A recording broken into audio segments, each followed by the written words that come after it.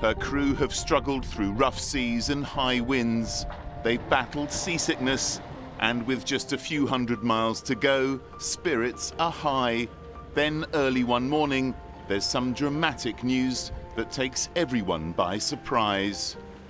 In the end, it's not the elements that defeat us. There's a technical problem, and the Lord Nelson has to withdraw from the tall ships race. We've had a problem with our rigging. Some backstays, they're the wire ropes that help hold the mainmast up and bring it back against the sails. We've had a problem with that. The rigging has parted at the very top of the mainmast, way up there, 35 metres up. And this is what that problem looks like. A metal bracket which helps support the main mast has sheared in two. Luckily, it was spotted in time. It would have been a lot more serious had it happened in the heavy weather.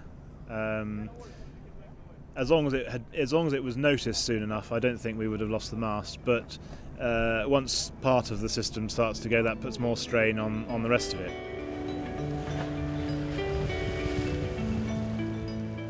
The priority now is to reach land and arrange repairs so that the rest of the Lord Nelson's round-the-world voyage isn't knocked off course.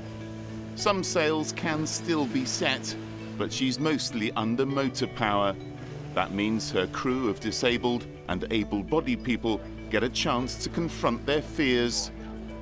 Mike Stables is the youngest person taking part in the ship's circumnavigation of the globe.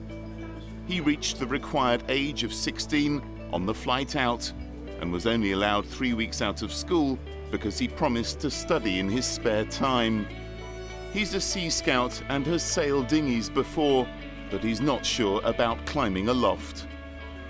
I've never really climbed that much because of my fear of heights. So all my friends are going off on climbing walls and rock climbing holidays. I was kind of just sat there having to watch.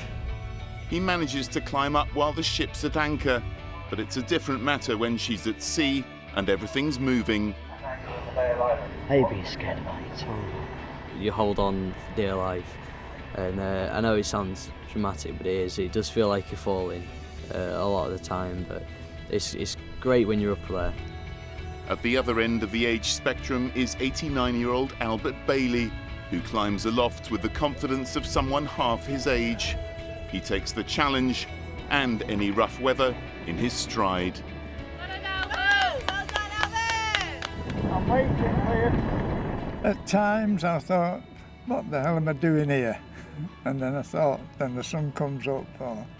But I love the rough weather. I must be a bit strange, you know, and I just love it.